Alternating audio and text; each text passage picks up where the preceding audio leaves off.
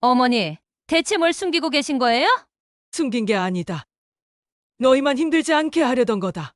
그럼 왜 이 돈이 아직도 냉장고 속에 있냐고요? 그만해. 지금 중요한 건 엄마 마음이라고 했잖아. 나는 평생 내 몸도 돌보지 않고 너희만 행복하길 바랬다. 엄마, 정말 미안해. 다 내 탓이야. 내가 부족해서 그래. 내가 계속 이 집에 있어도 되는지 모르겠다. 안녕하세요. 채널 편지의 다마입니다. 젊은 시절 내내 자신을 뒤로 미룬 한 사람의 희생이 냉장고 속 약 봉투와 돈 뭉치로 현재와 맞부딪히며 갈등이 시작됩니다. 차가운 말과 오해가 쌓여 폭발하지만 과거의 헌신과 지금의 숨은 빚갚음이 드러나며 의미가 뒤집힙니다. 떠나겠다는 결단의 순간 서로의 두려움과 사랑이 진실로 연결되고 가족은 비로소 같은 방향을 봅니다. 여러분, 사랑은 때로 가장 가까운 곳에 숨어 있습니다. 늦기 전에 묻고, 듣고, 잡아주세요. 본 사연 시작 전 구독과 좋아요, 알람 설정까지 부탁드립니다. 부엌의 형광등이 희미하게 깜박였다. 좁은 공간에선 김치 냉장고에 윙하는 낮은 진동만이 일정하게 흐르고 있었다. 낡은 앞치마, 끈을 맨 한 사람이 조심스레 손잡이를 잡았다. 철컥 차가운 공기가 밀려 나오며 매운 김치 향과 약간의 쇠뇌가 뒤섞여 코끝을 찔렀다. 그는 한참을 망설이다가 서랍칸 하나를 빼내듯 끌어당겼다. 투명한 비닐팩들 사이로 낯선 세개 봉투가 살짝 비어져 나와 있었다. 손끝이 떨렸다. 봉투를 집어들자 바스락. 오래 묵은 종이의 소리가 작게 울렸다. 봉투 겉면에는 흐릿한 약국 스티커가 붙어 있었고 사용기한이 지워질 듯 바랬다. 그는 숨을 고르며 봉투를 뒤집었다. 안쪽에서 또 다른 사각거림 두툼한 무언가가 고개를 내밀었다. 묵직했다. 돈이었다. 꼼꼼히 접혀 고무줄에 2번 감긴 돈뭉치. 그는 눈썹을 미세하게 찡그리더니 곧바로 주변을 둘러봤다. 아무도 없는 시간, 전자시계의 빨간 숫자만이 벽에서 깜빡거리고 있었다. 손이 본능처럼 봉투를 다시 밀어 넣으려다 멈췄다. 웬 약 봉투가 여기 있지? 가슴 한쪽에서 미세한 두근거림이 느껴졌다. 그 속에는 돈 뭉치도 함께 있었다. 한 장을 꺼낼까 하다가 이내 그만두고 검지로 고무줄의 경도를 확인하듯 톡 건드렸다. 고무줄이 약하게 튕겼다. 냉장고 문이 열린 채로 오래 있어. 삐 하는 경고음이 울리기 시작했다. 그는 덜컥 문을 닫아 경고음을 멈추게 했다. 하지만 머릿속에서는 다른 경고가 길게 울리고 있었다. 발소리 하나가 멀리서 스치듯 들린 것 같았다. 그는 반사적으로 상자를 정리하고 봉투를 다시 가장 아래 칸으로 밀어 넣었다. 철컥. 문이 다시 열리며 확인하듯 서랍 칸을 반쯤만 당겼다. 아직 거기에 있다. 숨을 깊게 들이마셨다가 내쉬는 사이 비닐팩 모서리에 손가락이 긁혀 따끔했다. 작지만 선명한 통증이 현실감을 불러왔다. 현실감을 불러왔다. 그는 문을 완전히 닫고 양손을 앞치마에 문질러 떨림을 감추려 했다. 그의 어깨가 서서히 굳었다. 머릿속에서는 여러 그림이 번개처럼 스쳐갔다. 누가 넣은 걸까? 왜 숨겼을까? 약 봉투와 함께라니. 아픈 누군가의 흔적일까? 혹은 감추려는 사정일까? 이 부엌의 한켠, 가장 차갑고 깊은 서랍에 넣어둘 수밖에 없던 이유가 분명 있을 것 같았다. 그리고 그 이유가 자신과 무관하지 않을 것이라는 찜찜함이 목울대를 눌렀다다. 문고리 너머 복도는 고요했지만 이상하게도 집이 낯설게 느껴졌다.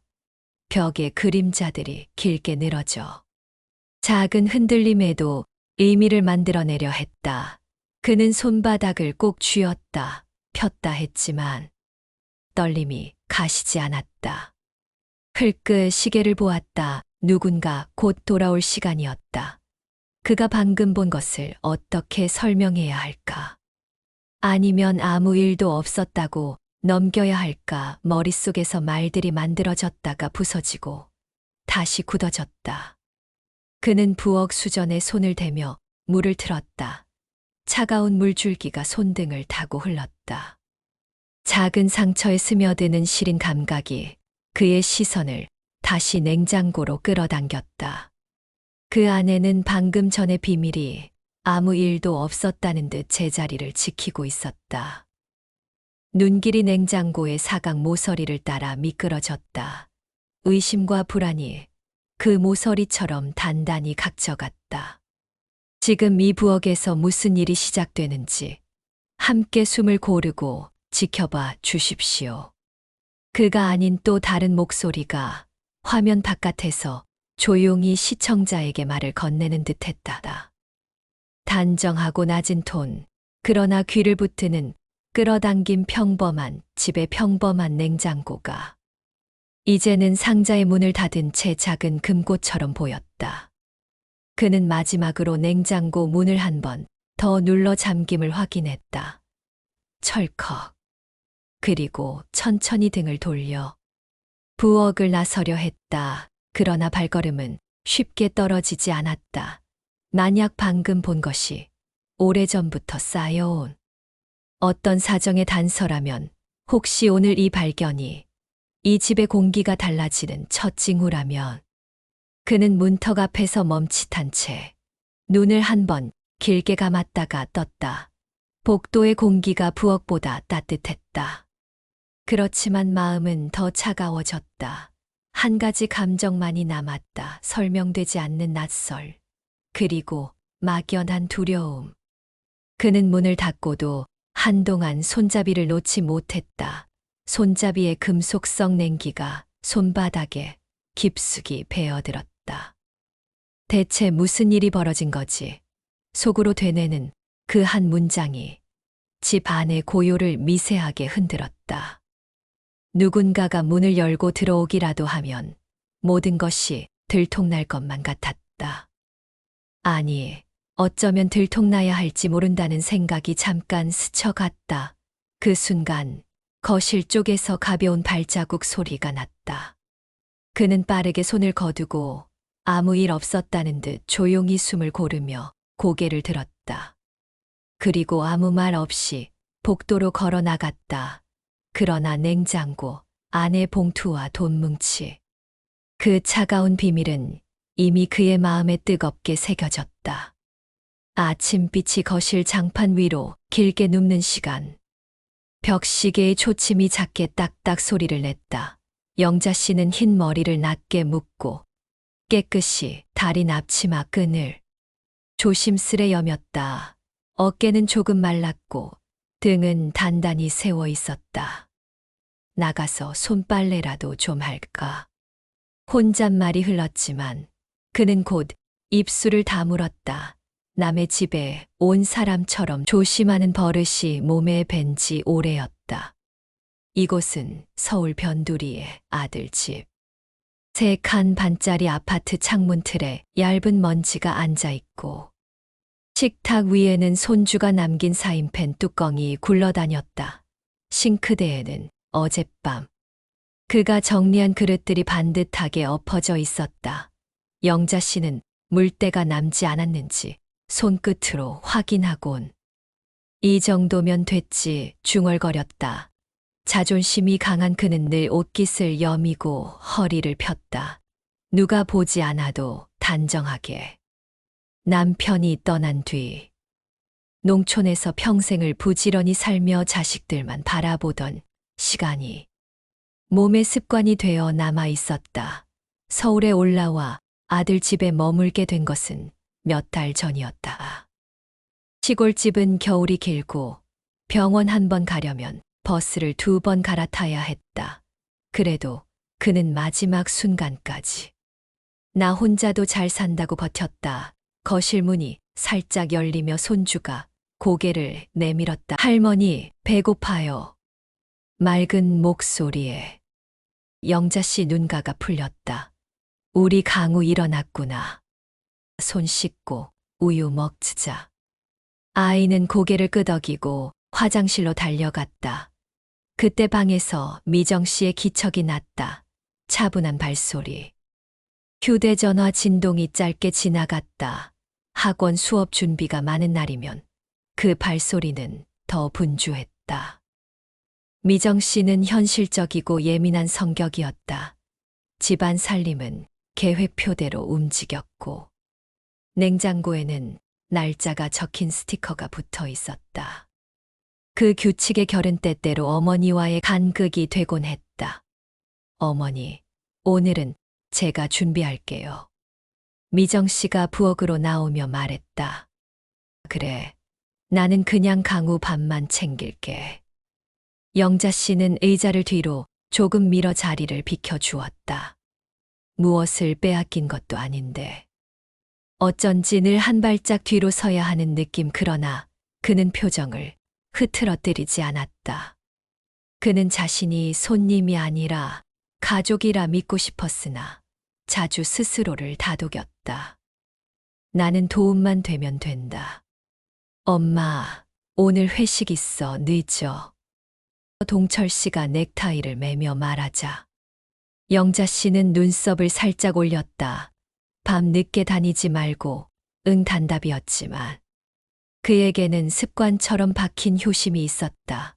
회사 중간 관리자로 치이고 눌리다 보니 그는 말을 아끼는 편이 되었다. 속으로는 늘 계산하고 챙기지만 겉으론 무뚝뚝한 얼굴. 그 표정이 어머니에게는 벽처럼 느껴질 때가 있었다. 식탁에 앉은 손주가 묻는다. 할머니, 오늘도 학교 끝나면 같이 그림 그려요? 그럼 내가 아이스크림 그려달랬지? 응. 웃음이 방을 가볍게 채웠다. 그 순간만큼은 이 집이 분명히 그의 자리였다. 그러나 체온이 돌다 멈추듯 곧 다시 벽시계 소리가 선명해졌다. 영자 씨는 가끔 무릎이 시큰거렸다. 오래 미뤄온 병원 약이 생각났지만 그는 약봉지를 떠올리면 마음 한켠이 더 무거워졌다. 자신을 위해 쓰는 돈이 늘 미안했다. 부엌 창문 너머로 하늘이 조금씩 밝아졌다. 그는 장바구니를 챙겨 문 앞에 세워두고 습관처럼 냉장고 문을 닫힘까지 눌러보았다. 어젯밤의 낯선 봉투와 돈뭉치. 차갑고 조용한 그 비밀은 여전히 그 안에 있었다. 그러나 그는 오늘을 흔들고 싶지 않았다. 괜히 입을 열어 뭐가 달라지겠나 속으로 삼키며 그는 손주의 식판을 정리했다. 어머니, 점심은 제가 오며 사 올게요. 굳이 시장까지 가지 마세요. 미정 씨가 말했다. 나는 시장 바람 좀 쐬고 와야 손이 풀려. 날도 덥고요. 괜히 무리하지 마세요. 말끝의 뉘앙스가 미세하게 서늘했다. 걱정과 부담 사이에서 왔다 갔다 하는 온도. 영자 씨는 억지로 웃어 보였다. 내가 알아서 할게. 이웃 순자 씨에게서 카톡이 왔다. 오늘 오후에 들러도 돼. 영자 씨는 곧장 답했다. 와, 차 끓여둘게. 순자 씨는 오래된 친구였다. 서울에 올라와서도 가끔 안부를 챙겨주는 몇 안 되는 사람, 그에게는 그나마 숨을 돌리게 해주는 따뜻한 자리였다. 여러분, 누군가의 현재 모습은 종종 단정한 앞치마 끝에 매달려 있습니다. 보이는 평온 뒤에 감춰둔 사소한 떨림. 지금 당신은 느끼고 계신가요? 잠시 함께 그 떨림의 근원을 따라가 보겠습니다. 현관에서 띵동 소리가 났다. 택배였다. 작은 박스를 받아들며 그는 사인을 했다. 어머니, 제 교재예요. 미정 씨가 다가와 상자를 가져가며 말했다. 그 손길이 빠르고 정확했다. 필요와 효율로 계산된 일상의 리듬. 그 속에서 영자 씨는 자주 나는 어디에 놓여야 할까를 생각했다. 손주는 할머니 옆이라고 대답해 주지만 어른들의 자리는 그렇게 간단하지 않다는 걸. 그는 안다. 식탁 한켠 작은 화분에 흙이 말라 있었다. 그는 컵으로 물을 따라 뿌렸다. 흙이 물을 먹는 소리가 거의 들릴 듯 조용했다. 그처럼 그는 눈에 띄지 않게 이 집을 적셨다. 반찬을 채우고 빨래를 널고 아이를 기다리고 자존심이 허락하는 선에서. 아니, 그 선을 조금씩 넘어가면서 나는 잘 지낸다. 그 문장은 오늘도 반듯하게 놓여 있었지만 한 글자씩 흔들리고 있었다. 점심 무렵 부엌 안공기는 한낮 열기로 눅눅하게 달궈져 있었다. 창가 쪽에 세워둔 선풍기가 덜컹거리며 돌아가고 싱크대 위로 물방울이 똑똑 떨어졌다. 영자 씨는 손주가 좋아하는 오이 무침을 담으려 냉장고 문을 열었다. 안쪽에 정리된 반찬통을 살피던 순간 갑자기 등 뒤에서 날카로운 목소리가 들려왔다. 어머니, 왜 자꾸 냉장고를 뒤지세요? 그 소리는 미정 씨였다. 학원 수업을 마치고 돌아오자마자 가방도 내려놓지 않은 채 부엌으로 들어온 듯 땀이 이마에 맺혀 있었지만 눈빛은 차가웠다. 영자 씨는 잠시 얼어붙은 듯 손을 멈췄다. 오이 무침통을 꺼내려던 손이 허공에 매달린 채로. 난 그냥 반찬 찾으려던 거야. 작게 내뱉은 말은 변명처럼 들렸다. 그러나 미정 씨는 고개를 저었다. 며칠 전에도 김치칸 열어보시던데. 냉장고 안은 제가 다 정리하는 곳이에요. 괜히 건드리시면. 목소리는 예의를 지킨 듯 했지만 속내의 불편함은 가려지지 않았다. 부엌 창문을 타고 들어온 빛이 두 사람 얼굴을 선명히 갈랐다. 영자 씨의 눈가에는 억울함과 당혹스러움이 번졌고 미정 씨의 입술은 굳게 다물려 있었다. 짧은 침묵이 공간을 눌렀다. 순간 손주가 거실에서 할머니 뭐해? 하고 물었지만 대답은 늦게 돌아왔다. 응, 아무것도 아니야. 밥 준비하고 있어. 목소리는 애써 부드럽게 가라앉혔다. 그러나 공기는 이미 차갑게 굳어 있었다. 영자 씨의 가슴 안에서는 작게 흔들리던 불편함이 이 한마디로 불쑥 튀어나온 듯했다. 집안일을 돕겠다는 마음이 마치 허락되지 않은 간섭처럼 매도당한 기분. 내가 이 집에서 정말 손님인가? 속마음이 파도처럼 부풀었다. 미정 씨는 한 걸음 물러서며 말했다. 앞으로는 제가 다 챙길게요. 어머니는 그냥 쉬세요. 겉으론 존중을 담은 듯한 말이었지만 사실상 선을 긋는 말이었다. 이때 호스트의 목소리가 잔잔히 얹혔다. 가까운 사이일수록 가장 작은 말 한마디가 칼처럼 스며들 때가 있습니다. 여러분은 지금 이 순간 누구의 마음에 더 무게를 두고 계신가요? 영자 씨는 천천히 냉장고 문을 닫았다. 철컥 하는 소리가 유난히 크게 울렸다. 그의 손끝은 미세하게 떨렸지만 얼굴은 굳어 있었다. 잠시 시선을 숙인 채 숨을 고른 뒤 그는 아무 일 없다는 듯 오이를 씻어 싱크대에 올려놓았다. 하지만 그 순간부터 부엌의 공기는 예전과 달라져 있었다.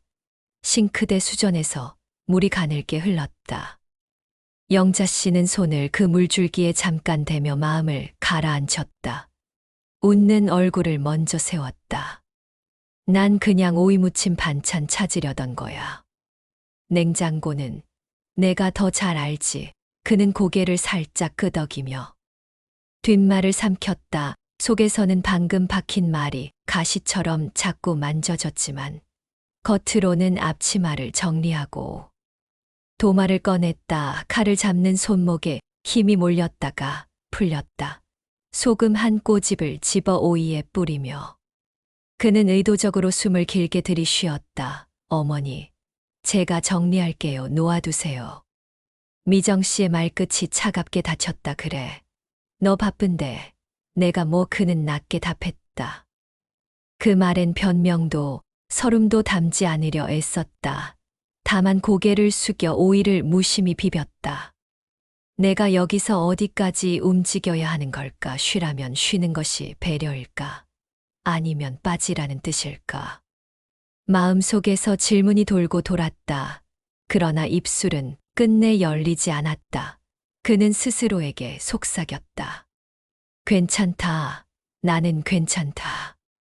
거실에서 손주의 발걸음이 가까워졌다. 할머니, 소금 어디 있어? 여기 있다. 강우가 대신 넣어줄래? 아이에게 작은 역할을 건네자 공기가 조금 부드러워졌다. 아이가 소금을 톡톡 떨어뜨리는 사이 그는 눈가에 고인 뜨거움을 손등으로 슬쩍 훔쳤다. 손등이 차가운 물에 젖어 있었기에 그 움직임은 누구에게도 들키지 않았다. 그는 미소를 억지로 키웠다. 우리 강우 손맛이 최고네. 미정 씨는 잠깐 멈칫하더니 말없이 식탁 위를 정리해 갔다. 상자에 테이프를 뜯고 교재를 가지런히 쌓았다. 그 손길은 정확했고 그 정교함이 존중처럼 보이기도 했지만 오늘만큼은 경계선 같았다. 영자 씨는 눈에 보이지 않는 선을 밟지 않으려 발끝을 모았다. 나는 도움만 되는 사람이 되고 싶다. 그 문장을 한 번 더 속으로 읊조렸다. 휴대전화가 짧게 진동했다. 동철 씨의 메시지였다. 오늘 늦어. 그는 답장을 쓰다 말고 지웠다. 밥은 먹고 다니냐고 묻고 싶었지만 그 말이 잔소리로 들릴까봐. 손을 걷었다. 대신 그래, 알았다라고만 보냈다. 문자를 보내고 나니 오래 미뤄둔 병원 약이 문득 떠올랐다. 냉장고, 속 약봉투. 그리고 그 속에 돈. 심장이 잠깐 덜컥 내려앉았다. 그는 시선을 접시에 고정했다. 참기름을 한 방울 떨어뜨리며 그 생각을 억지로 다른 쪽으로 밀어냈다. 오늘은 묻자, 내일도 묻자. 여러분, 사람은 상처를 들키고 싶지 않을 때 더 조용해집니다. 지금 이 집의 침묵, 그리고 그녀의 미소 속 떨림. 당신은 어떻게 읽으시나요? 식탁에 반찬을 내놓고. 그는 의자를 살짝 뒤로 뺐다. 나는 거실에 있을게. 말은 짧았지만 목소리는 부드러웠다. 그는 방으로 들어가 작은 바느질 상자를 꺼냈다. 풀린 단추 하나를 꿰매며 마음을 다잡았다. 바늘 귀에 실을 통과시키는 단순한 동작이 균형을 가져다 줬다. 이렇게 하면 된다. 소리 내지 말고.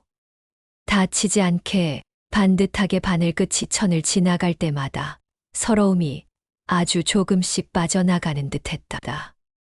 문틈으로 들려오는 접시 부딪는 소리, 아이의 웃음, 미정 씨의 낮은 한숨. 그는 그 모든 소리를 배경음처럼 두었다. 그리고 결심했다. 오늘은 말하지 않기로. 아무것도 보지 못한 사람처럼, 아무것도 알지 못한 사람처럼. 대신 집안의 작은 틈을 메우기로 떨어진 단추, 삐져나온 실밥, 말라가는 화분. 그가 손댈 수 있는 것들만 조용히 고쳐두면 마음의 금도 언젠가 메워질까가. 그는 스스로에게 고개를 끄덕였다.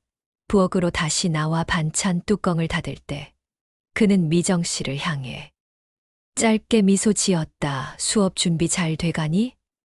내 대답은 건조했지만 그 말 사이로 아주 얇은 숨이 오갔다. 그는 그 숨결을 문제 삼지 않았다. 대신 식탁 모서리를 한 번 더 닫고 냉장고 문을 눌러 잠김을 확인했다. 철컥. 손끝의 미세한 떨림이 그제야 멎었다. 억누른 감정은 여전히 가슴 밑바닥에 웅크리고 있었지만 표정은 하루를 버틸 만큼 단단해져 있었다. 저녁 무렵 아파트 복도의 불빛이 차례로 켜졌다. 현관문이 철컥 열리며 동철 씨가 들어왔다. 넥타이는 풀려 있었고 얼굴은 피곤해 절어 있었다. 미정 씨는 식탁 위에 교재를 쌓아두고 있었다가 그를 보며 짧게 물었다. 왔어요? 저녁 드실 거예요. 그는 대답 대신 넥타이를 벗어 소파에 던졌다. 긴 하루 끝의 무거움이 그대로 몸에 걸려 있었다. 영자 씨는 조심스레 다가가 밥 차려줄까 물었다. 그러나 대답은 미정 씨 쪽에서 먼저 나왔다. 어머니. 아버님 약 봉투 같은 거 냉장고에서 나오지 않았어요? 순간 공기가 확 달라졌다. 동철 씨는 얼굴을 찡그리며 그 얘긴 왜 또 꺼내? 하고 낮게 쏘아붙였다. 며칠 전 어머니가 냉장고 뒤지셨잖아요. 혹시 뭐 보셨으면 그냥 못 본 걸로 하시면 안 돼요. 미정 씨의 말은 짐짓 가볍게 들렸지만 시선은 영자 씨를 곧장 향했다. 영자 씨의 손끝이 식탁 모서리를 꽉 움켜쥐었다. 얼굴은 웃음을 지켰지만 눈동자가 흔들렸다. 엄마. 혹시 뭐 보셨든 그냥 신경 쓰지 마세요. 동철 씨가 말을 이어붙였다. 그 목소리는 체념에 가까웠다. 마치 문제를 더 키우지 않으려는 듯 단칼에 잘라내는 말투였다. 그러나 그 잘라낸 자리에 남겨진 건 오히려 더 큰 상처였다. 영자 씨는 잠시 숨을 멈췄다. 아들을 바라보며 입을 열려 했지만 그래, 알았다 한마디로 입술을 닫았다. 방금까진 억울함이었는데 지금은 서늘한 외로움이 밀려왔다. 자신이 본 것이 잘못이 아니라 그것을 말할 자격조차 없는 사람처럼 느껴졌다. 순간 손주가 거실에서 뛰어나왔다. 아빠. 오늘 할머니랑 그림 그렸어. 천진한 말에 공기가 잠깐 풀렸지만 동철 씨는 웃지 못했다. 대신 머리를 쓰다듬으며 그래, 잘했네라고만 했다. 영자 씨는 그 웃지 못한 표정에서 무거운 사정을 느꼈다. 저 얼굴, 내가 낯설지 않게 한다. 부엌 한쪽에 놓인 시든 화분이 시야에 들어왔다. 뿌리에 물을 주지 않으면 금세 말라버리듯. 지금 이 대화도 그렇게 마르기만 하는 듯했다. 미정 씨는 팔짱을 끼고 시선을 피했다. 동철 씨는 TV 리모컨을 켰다. 영자 씨는 자리에서 일어나 거실 커튼을 당겼다. 저녁 바람이 스며들었지만 그 바람은 온기를 가져오지 못했다. 오히려 각자의 마음을 더 갈라놓는 듯 차갑게 흘러들었다. 부엌 전등 불이 깜박이던 방금 전. 영자 씨의 눈은 저도 모르게 먼 데를 보았다. 장면이 스르르 뒤집히듯. 거친 바람 소리 대신 새벽 달구름이 겹쳐 들렸다. 안개 자욱한 전라도 들판. 이슬 맺힌 고랑을 따라 발자국이 줄지어 났다. 젊은 날의 영자 씨는 해가 뜨기 전 허리에 수건을 질끈 묶고 밭으로 향했다.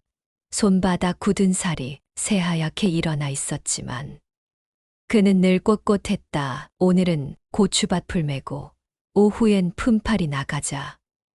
머릿속은 하루 계획으로 정돈돼 있었다. 목표는 분명했다. 애들 학비.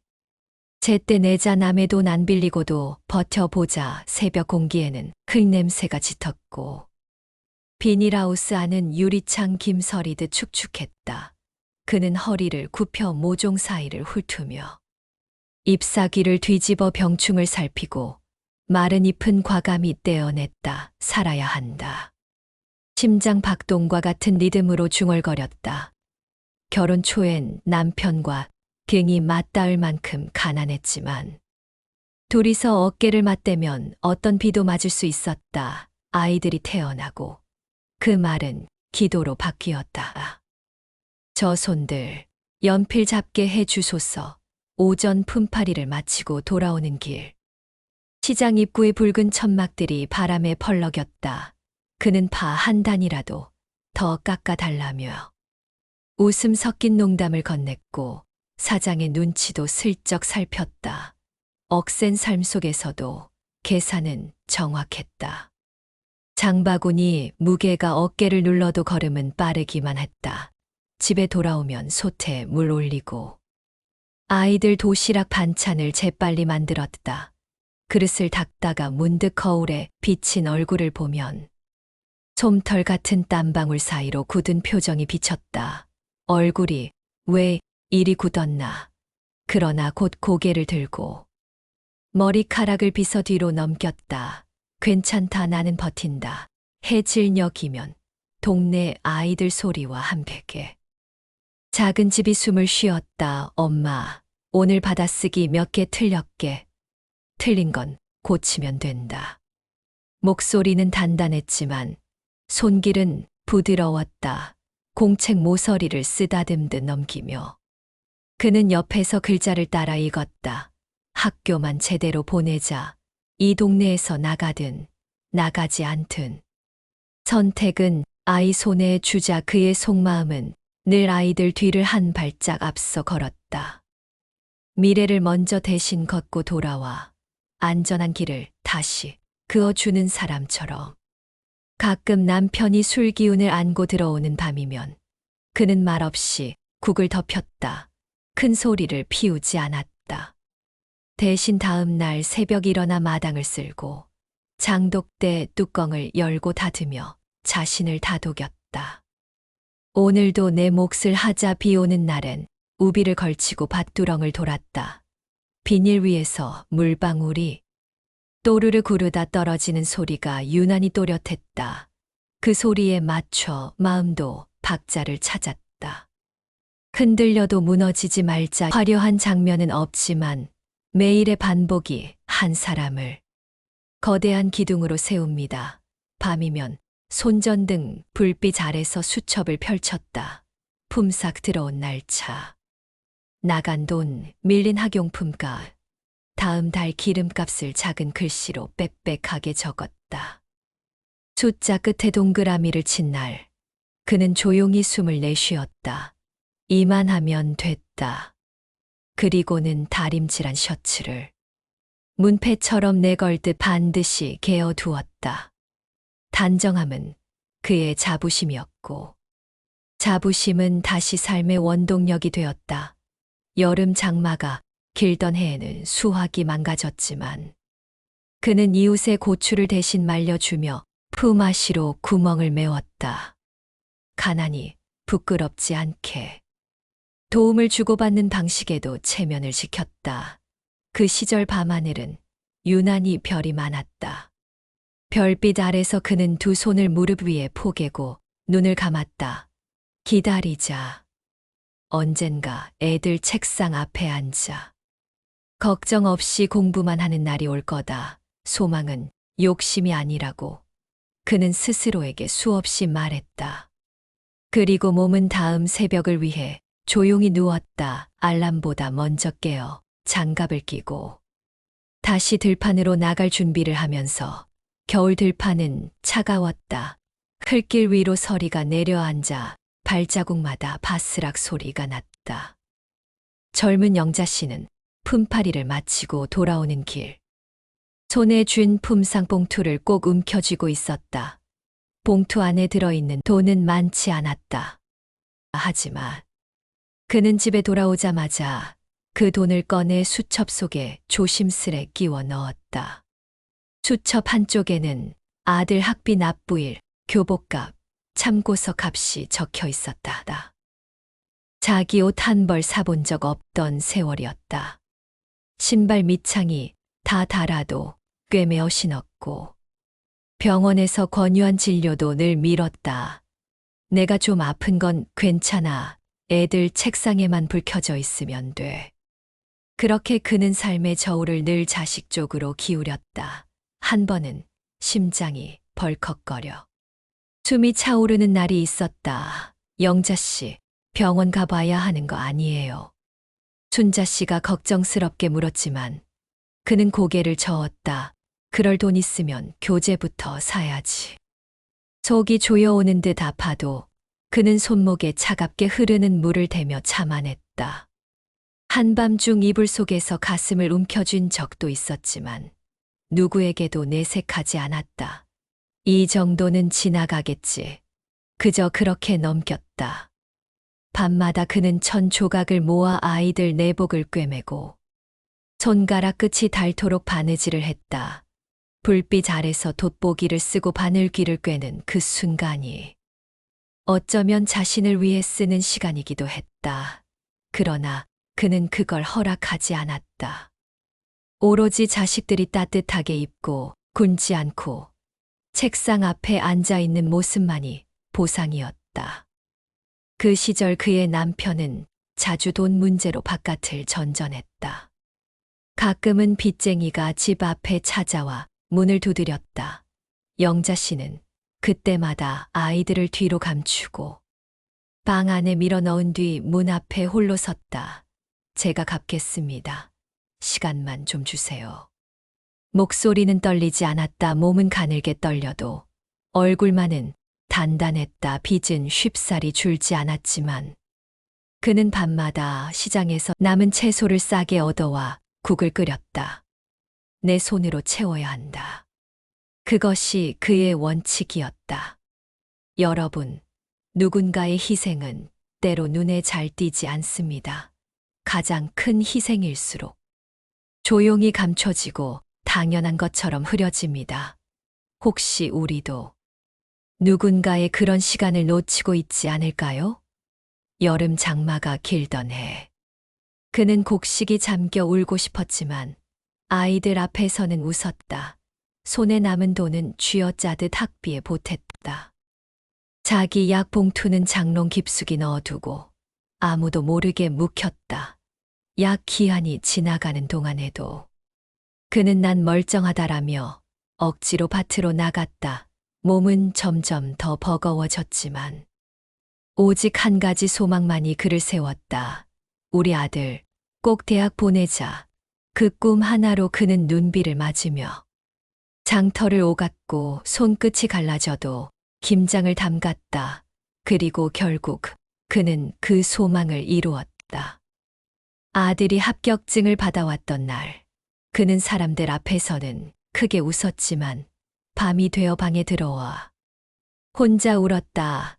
기쁨과 함께 몰려든 건 홀가분함이 아니라 스스로를 끝내 돌보지 못한 서러움이었다. 하지만 그는 눈물을 재빨리 훔치고 다음 날 다시 새벽을 향해 걸어 나갔다.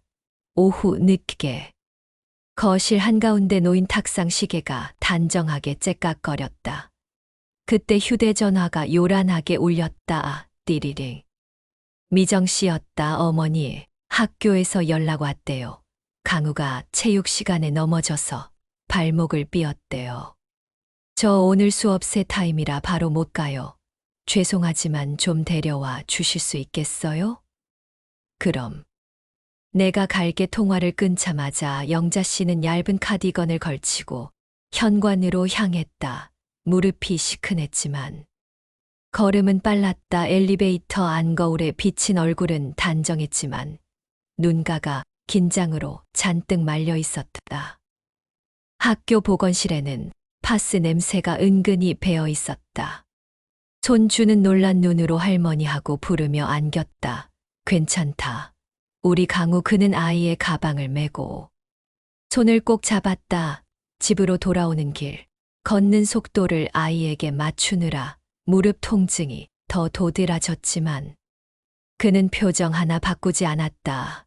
현관 비밀번호를 누르자 띵동 소리와 함께 문이 열렸다. 아이를 소파에 앉히고 얼음팩을 발목에 대주며 말했다. 오늘은 뛰지 말고 만화책만 보자. 그때 또 다른 알림음 카톡이었다. 관리사무소 단체방에서 승강기 보수분담금 2번 달 납부라는 공지가 올라왔다. 바로 뒤이어 가스요금 고지서 이미지가 개인톡으로 도착했다. 금액이 눈에 들어오는 순간 영자 씨는 입술을 깨물었다. 이 집이 빠듯하다는 거 나도 안다. 그 마음이 더 무거워져 가는 사이 미정 씨가 급히 들어왔다. 강우야, 괜찮아? 아이고. 왜 또 이렇게 말끝에서 한숨이 묻어났다. 어머니, 병원은 안 갔다 오셨어요? 보건 선생님이 쉬면 괜찮다 하더구나. 내일 아침에 붓기 보면 병원 가자. 다음부턴 바로 병원부터요. 저도 마음이 놓여야 하니까 그 말은 맞는 말이었지만 칼날처럼 얇게 서늘했다. 주방 쪽에서 삑 하는 소리가 났다. 김치냉장고였다. 문 닫힘 경고음이 아니라 내부 온도 경고였다. 미정 씨가 신경질적으로 문을 열었다 닫았다. 이거 또 왜 이래? 술이 불러야 하나? 동철 씨에게 전화가 걸렸다. 여보, 냉장고 또 이상해. 이번 달에 이것저것 돈 나갈 일이 많은데. 영자 씨는 그 말에 어깨가 찌그러지는 기분을 느꼈다. 내가 하나더라면 안 쓰게 했을까? 그가 한 발 물러나자 식탁 등받이가 종이처럼 얇게 느껴졌다. 저녁이 가까워질수록 집안 공기는 눅눅해졌다. 동철 씨가 도착해 신발을 벗으며 말했다. 오늘 회의 길어.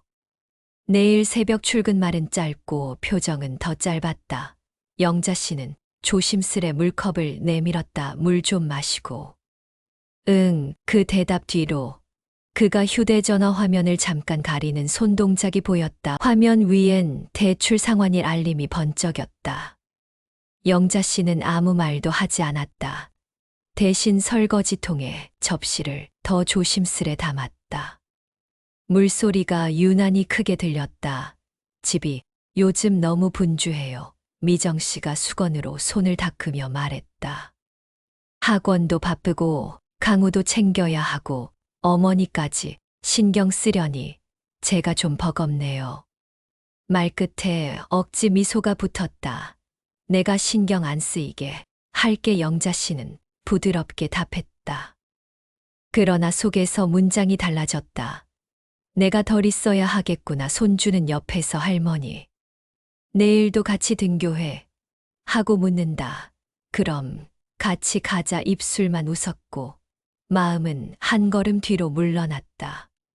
그때 문 밖에서 우편 투입구가 덜컹거렸다. 영자 씨가 우편물을 주워들었다. 노란색 글씨로 중요라고 찍힌 봉투 하나가 눈에 들어왔다. 동철 씨가 다가와 그것만 쓱 챙겼다. 회사 거야 말과 달리 표정이 어두워졌다.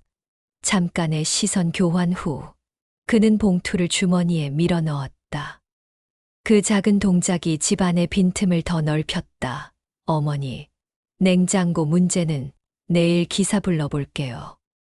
근데 전기료도 많이 나오고 집이 좁으니까 부엌은 제가 정리하는 게 나을 듯해요. 미정 씨가 선을 그었다. 그래. 나는 거실 쪽만 정리할게. 말은 순순했지만 영자 씨 안에서는 문 하나가 조용히 닫혔다. 밤이 깊자 김치냉장고는 다시 짧은 경고음을 냈다. 영자 씨는 혼자 부엌으로 가 문을 살짝 열어보았다. 냉기가 뺨을 스쳤다. 약봉투. 그리고 고무줄로 2번 감긴 돈 뭉치. 말하지 말자 속삭이듯 문을 닫았다. 철컥. 그 소리가 묘하게 보내는 신호 같았다. 그는 장판 위를 천천히 걸어 방으로 들어갔다. 캐비닛에서 작은 가방을 꺼내며 속으로 날짜를 셌다. 이번 주말까지, 그때까지만 지켜보자. 그 결심이 가벼운 듯 무겁게 내려앉았다. 그리고 그는 불을 끄고 누웠다. 눈을 감아도 냉장고의 희미한 불빛이 마음 어딘가에서 깜박이고 있었다. 늦은 밤. 아파트 거실은 TV 화면 불빛만 어둑하게 깜빡였다. 아이는 이미 잠들었고 미정 씨는 방에서 서류를 정리하고 있었다. 영자 씨는 조용히 부엌으로 걸음을 옮겼다. 철컥. 김치냉장고 문을 다시 열자 차가운 냉기가 쏟아졌다. 그 안 반찬통들 사이에 눌린 약봉투가 눈에 들어왔다. 고개를 숙여 봉투를 꺼내 들자. 두툼한 돈뭉치가 다시금 모습을 드러냈다. 한참을 망설이다가 그는 가볍게 고무줄을 풀었다. 종이 냄새가 섞인 지폐 뭉치 그 속엔 작은 메모지가 끼워져 있었다. 냉장고 잠금, 엄마 목. 삐뚤빼뚤한 글씨였다. 순간 영자 씨의 가슴이 철렁 내려앉았다. 기억이 뚜렷하게 되살아났다. 몇 해 전 아들 부부가 결혼 10주년을 맞아 우리도 냉장고 새 걸로 바꿔야겠다 했을 때였다. 형편이 빠듯해 선뜻 지르지 못하던 모습이 눈에 밟혀. 영자 씨는 밤마다 시장 구석에서 모은 돈을 봉투에 담았다. 손수건 팔아 모은 몇 천 원. 남은 채소를 건네주고 받은 작은 품삯. 용돈이라며 받았던 친정 조카의 돈까지. 그렇게 2년 넘게 모은 돈을 몰래 내밀었다. 내가 도와줄게. 그러나 부부는 그냥 회사 복지로 해결했다고 주변에 말하곤 했다. 그 냉장고가 지금 문제를 일으키고 있는 바로 그 냉장고였다. 내가 건넨 돈이 저기 숨어 있었구나. 영자 씨의 눈가가 붉게 물들었다. 자신이 했던 희생이 사라진 것이 아니라 여전히 집안 한 구석에 남아있음을 확인하는 순간이었다. 그때 발자국 소리가 들렸다. 어머니. 미정 씨였다. 놀란 영자 씨는 황급히 봉투를 감췄다. 하지만 이미 늦었다. 그게 뭐예요? 눈빛이 곧장 봉투를 따라왔다. 영자 씨는 망설이다가 차분히 말을 꺼냈다. 이거 사실은 내가 예전에 냉장고 사라고 모아둔 돈이야. 너희 몰래 조금씩 모은 거. 목소리는 떨렸지만 단단한 울림이 있었다. 순간 방에서 나온 손주가 졸린 눈으로 외쳤다. 진짜야? 그럼 우리 집 냉장고 할머니가 사주신 거네. 아이의 눈빛은 놀라움과 존경으로 반짝였다. 할머니 없었으면 우리 집도 없었잖아. 그 말은 칼날처럼 서늘했던 공기를 순간 부드럽게 바꿔 놓았다. 미정 씨는 한동안 아무 말도 못하고 봉투와 시어머니 얼굴을 번갈아 바라봤다. 여러분. 진심은 때로 아주 늦게 드러납니다. 그러나 한번 드러난 순간 세상 어떤 증거보다 강력한 울림을 남기지요. 영자 씨는 아이의 손을 잡으며 조용히 웃었다. 할머니가 한 건 별거 아니야. 그냥 너희 살림에 보탰을 뿐이지. 그러나 눈가에 맺힌 빛은 오래 삼켜온 시간의 증거였다. 봉투를 다시 조심스레 냉장고에 넣고 문을 닫자. 삐 소리 대신 고요가 흘렀다. 그 고요는 이번엔 조금 따뜻하게 들렸다. 부엌 등 노란 불빛이 식탁을 둥글게 감쌌다. 김치 냉장고에 낮은 진동이 윙하고 깔리자 잠시 전에 날선 공기가 한 톤 누그러졌다. 강호가 소파에서 몸을 일으켜 할머니 최고하고 엄지를 치켜 세우자 미정 씨가 아이의 발목에 얼음팩을 더 단단히 고정해 주었다. 고마워요. 어머니 말끝이 어색했지만 이전과는 다른 온기가 실려 있었다. 영자 씨는 고개를 살짝 숙이며 아이만 안 다치면 됐다 하고 간장을 데워 계란지단을 얹은 죽을 떠왔다. 뜨거우니까 호불코. 아이가 후후 불며 한 숟갈 뜨고는 해사하게 웃었다. 동철 씨는 묵묵히 의자에 앉아 손을 모았다. 엄마 미안해. 한숨 같은 사과였다.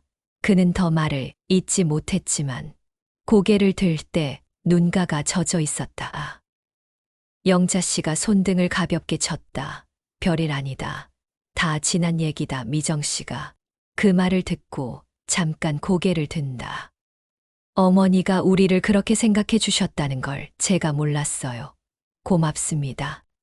식탁 위에 놓인 머그컵에서 보리차 김이 가늘게 올라와 서로의 말 사이를 따뜻하게 연결했다. 잠깐의 고요, TV는 꺼져 있었고 집 안에는 숟가락이 그릇에 닿는 소리만 또박또박 났다. 동철 씨가 조심스레 말을 보탰다. 내일 냉장고 기사 부를게. 엄마도 병원 같이 가자. 괜찮다니까. 아냐, 같이 가요. 짧은 공방 끝에 둘의 눈이 마주쳤다.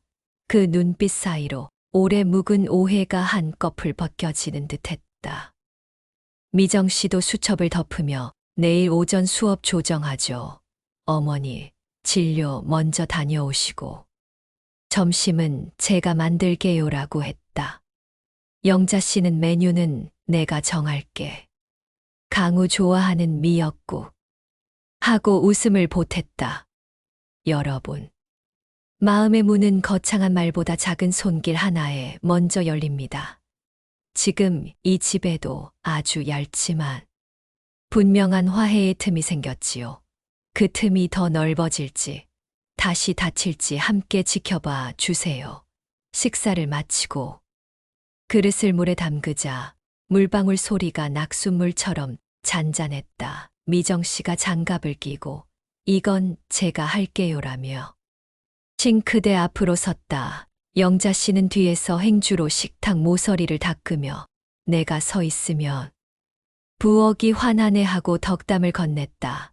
미정 씨가 피식 웃었다. 화난 건 어머니가 더 말끝을 흐리며 접시를 가지런히 세웠다. 강우는 만화책을 펼쳐 소파에 기대었고 발목에 붓기는 조금 가라앉아 보였다.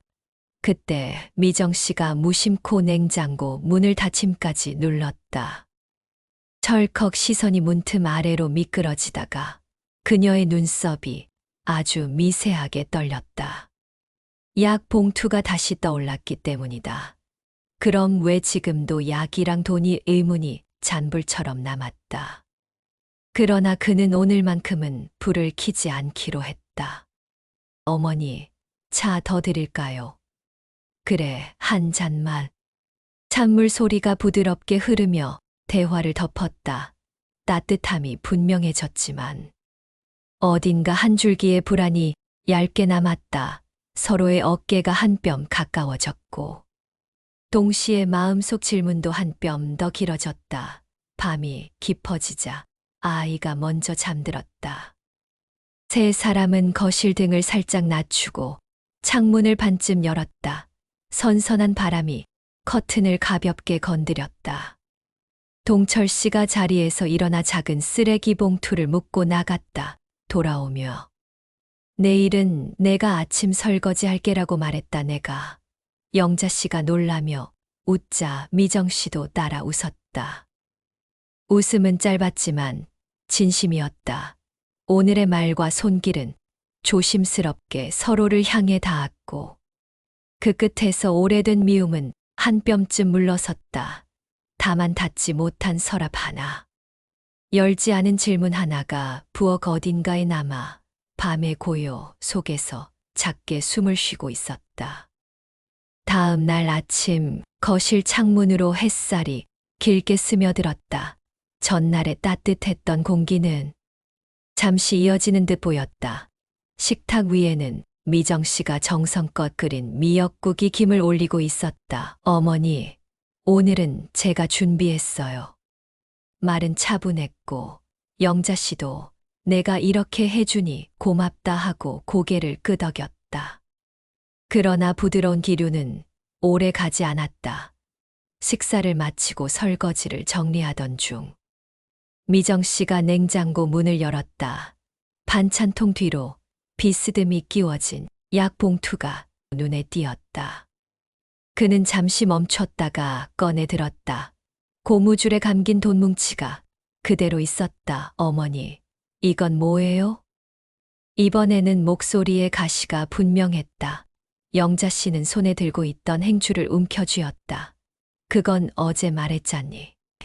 내가 예전에 모아둔 돈 든데 왜 아직도 여기 있는 거예요? 냉장고 산 지가 언젠데. 왜 지금도 약 봉투랑 돈이 같이 있는 거냐고요. 식탁에 앉아있던 동철 씨도 얼굴빛이 굳었다. 여보. 그만해, 엄마 힘드실 거야. 그러나 미정 씨는 물러서지 않았다. 저는요. 정확히 알아야겠어요. 이게 그냥 추억으로 넣어둔 거예요? 아니면 또 무슨 비밀이 있는 거예요? 순간 공기가 차갑게 식었다. 영자 씨는 억눌러 왔던 가슴 속이 서서히 조여왔다. 내가 해준 걸. 왜 자꾸 의심만 할까? 억울함이 솟구쳤지만 입술은 굳게 닫혔다. 동철 씨는 의자를 밀치듯 일어나며 짧게 말했다. 당신 그만 좀 해. 목소리는 날카롭고 손등은 떨리고 있었다. 그러나 미정 씨의 표정은 물러서지 않았다. 나도 이 집 식구예요. 알 권리 있어요. 어머니가 하신 건 고마운데 왜 자꾸 감추는 게 있냐는 거죠. 여러분, 화해 직후의 작은 의심은 때로 더 큰 상처가 됩니다. 막 닫으려던 틈새에 다시 바람이 불어온다면 그 문은 더 크게 흔들리지 않을까요? 영자 씨는 의자에 앉아 두 손을 꼭 모았다. 눈동자가 흔들렸지만 표정은 애써 담담하게 세웠다. 나는 그냥 너희 집 잘 되길 바랄 뿐이다. 그러나 목소리가 떨려 나왔다. 강우는 상황을 감지하지 못한 채 아빠, 오늘 축구할 수 있지? 하고 묻다가 공기 이상함을 눈치채고 조용히 입을 다물었다. 식탁 위의 미역국은 아직 따뜻했지만 세 사람의 마음은 식어 있었다. 그릇에 맺힌 김조차 무겁게 내려앉았다. 부드러웠던 어제의 화해는 흔적만 남기고 오늘은 다시 미묘한 갈등의 그림자가 짙게 드리워졌다. 부엌 등이 약간 어둡게 깔린 오전, 벽식의 초침이 또렷하게 귀에 박혔다. 식탁 위 그릇들이 치워지지 않은 채 남아 있었고 김은 이미 사라졌다. 미정 씨가 약 봉투를 쥔 손을 내려놓지 못한 채 물었다. 도대체 왜 자꾸 숨기세요? 그 말 끝이 식탁 모서리에 부딪혀 더 차갑게 번졌다. 영자 씨는 의자 등받이를 꽉 잡았다. 숨긴 게 아니다. 너희 힘든 거 아는데 내가 뭘 더 말하겠니? 떨림을 숨긴 목소리였다.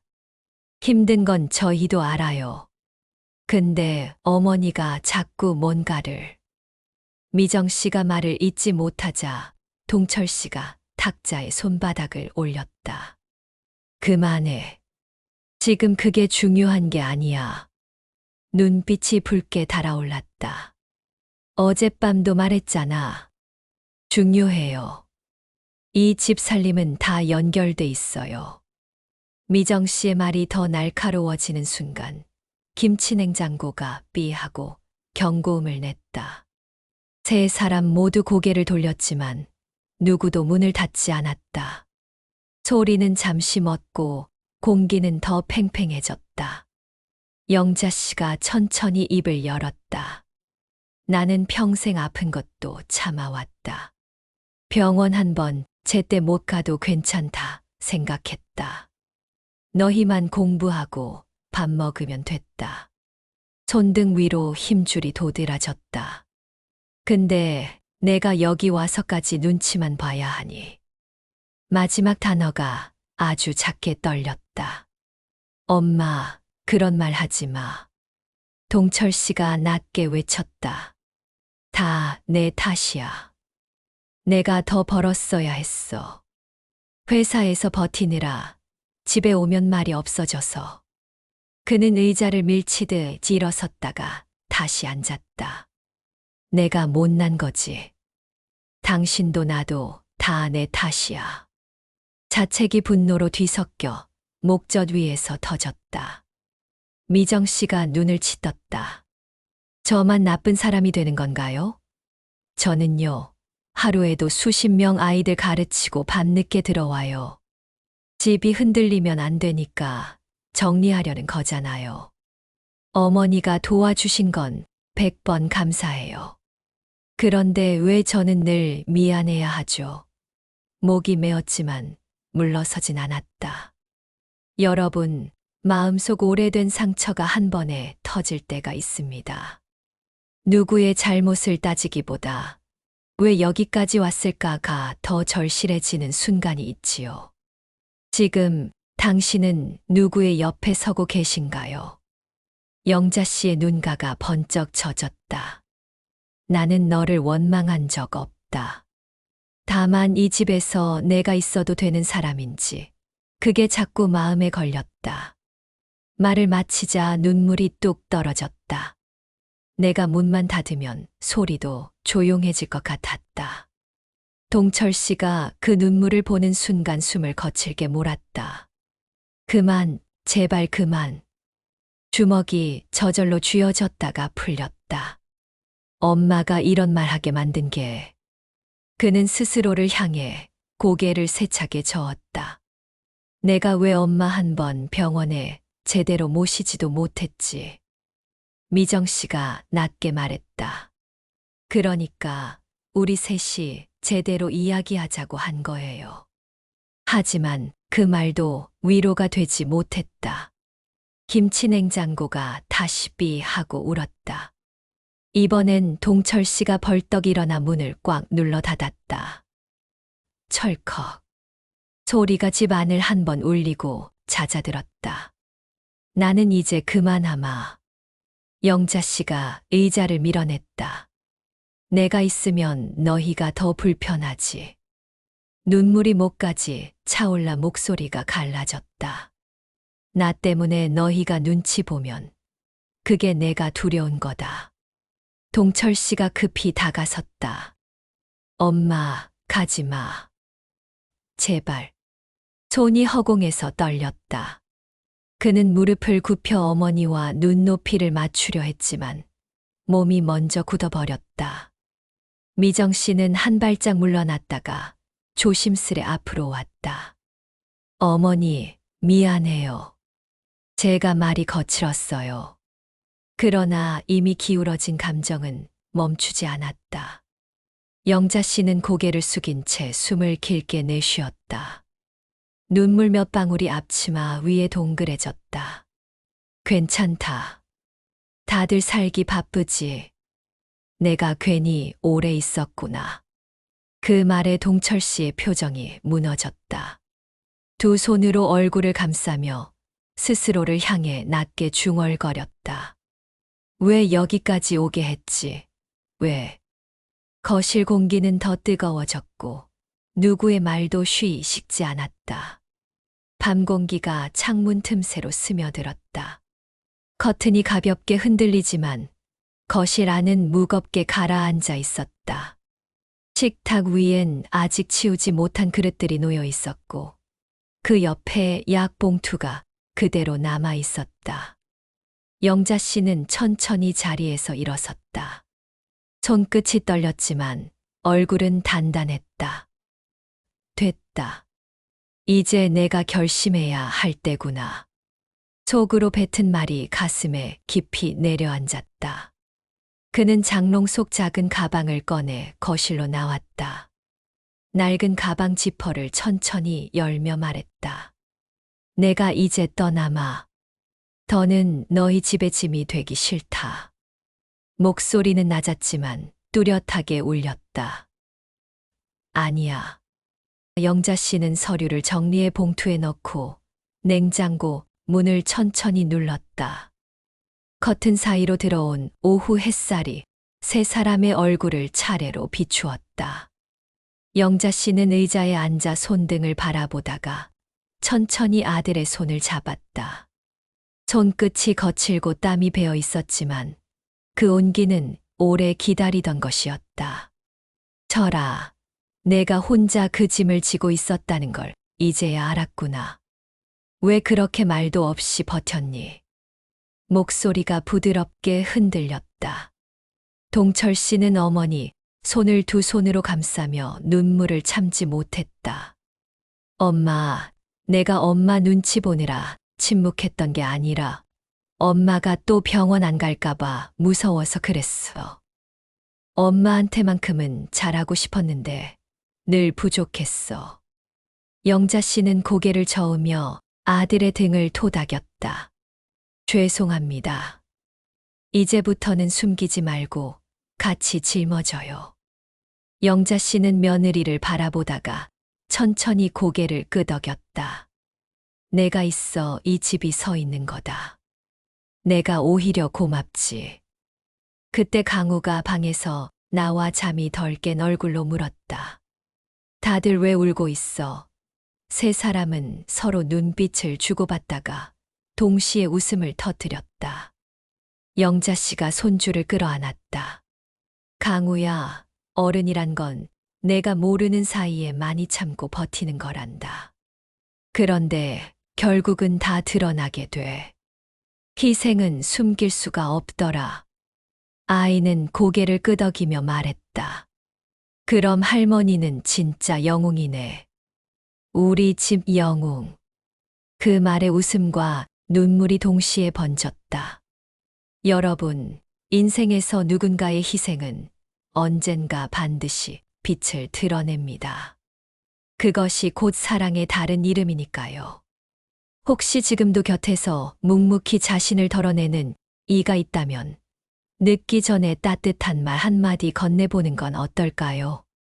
저녁이 되어 세 사람은 함께 식탁을 차렸다. 미정 씨는 오늘은 제가 설거지 전담이라 말했고, 동철 씨는 내일 엄마 병원 같이 간다고 다짐했다. 영자 씨는 그저 웃으며 나는 이제 걱정 안 한다. 너희가 같이 걷는 걸 보니 마음이 다 놓인다 하고 답했다. 긴 오해와 갈등 끝에 그들의 집에는 새로운 평화가 찾아왔다. 이제 이야기를 들려드린 저도 인사를 드려야겠네요. 여러분은 어떻게 생각하시나요? 가족 안에서의 희생과 침묵, 그리고 화해의 순간에 대해 여러분의 마음을 댓글로 남겨주세요. 오늘 사연이 마음에 닿았다면 구독과 좋아요, 알람 설정 부탁드립니다. 함께 해주셔서 감사합니다.